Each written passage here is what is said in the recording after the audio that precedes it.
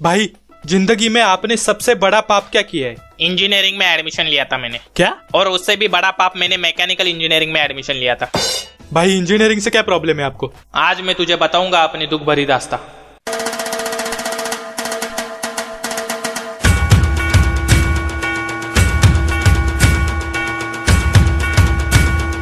तुझे पता है 12वीं तक मैं इतना तो जान गया था कि कंप्यूटर और आईटी में गया तो नौकरी नहीं मिलेगी, मैकेनिकल और सिविल में गया तो छोकरी नहीं मिलेगी। बेंचो जाए तो जाए कहाँ? फिर हमारे चाचा मामा या मौसी का आइंस्टाइन बेटा पता नहीं कहाँ से प्रकट हो जाता है। खुद के 4-5 सब्जेक्ट बैक होते हैं और हमें सलाह देगा कि भाई मैकेनिकल में जा, बहुत स्कोप है।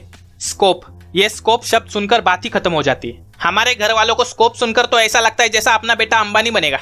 छोकरी गई भाड़ में, तुझे तो मैकेनिकल इंजीनियरिंग ही लेना है। भोसडी का खुद तो डूबता है, हमें भी साथ में ले जाता है। माँ कसम, उस मुच्छड़ गांडू को मैं जिंदगी में कभी माफ नहीं करूंगा।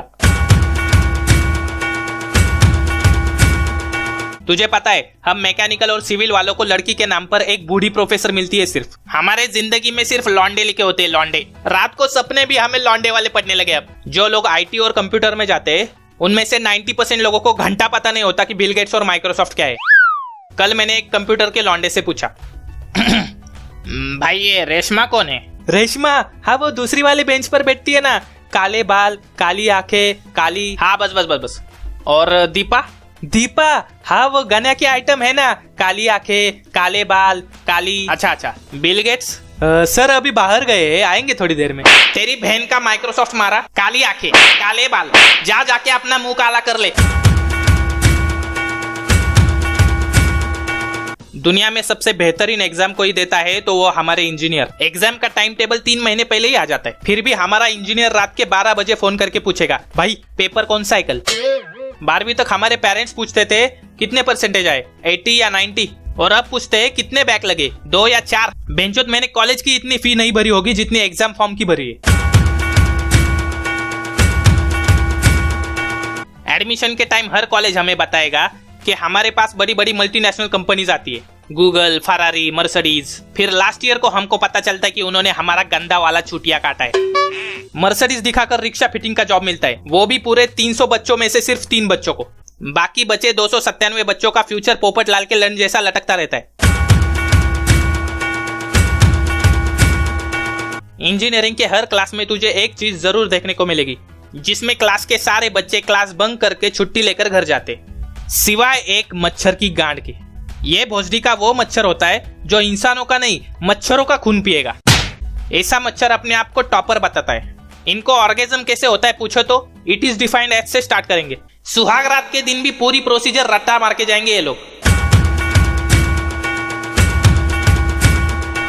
बेंचोद, ये न्यूटन और आइंस्टाइन कहाँ मिलेंगे बता मेरे को? दुनिया के करोड़ों बच्चों की खोलकर मारी इन महाचुतियों ने। ये 2 लोग इंजीनियर्स के शाकाल और मोगैम्बो है, इनसे बड़ा कोई दुश्मन नहीं इंजीनियर्स का।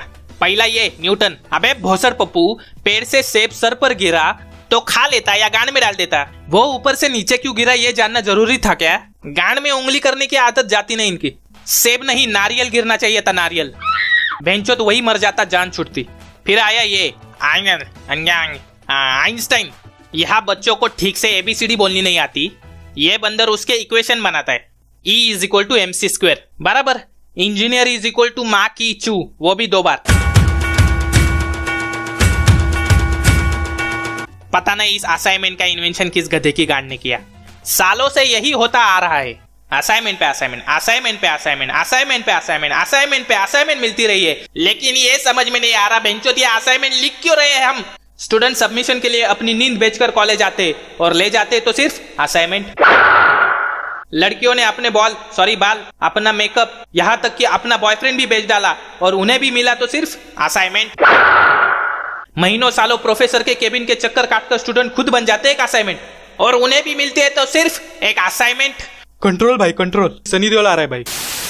बाबा। हाँ वत्स। मेरी इंजीनियरिंग पूरी हुई है, आगे क्या करूं? ये इसके लिए भी एक चटाई डाल रहे, अपनी बिरादरी का है। I have you now.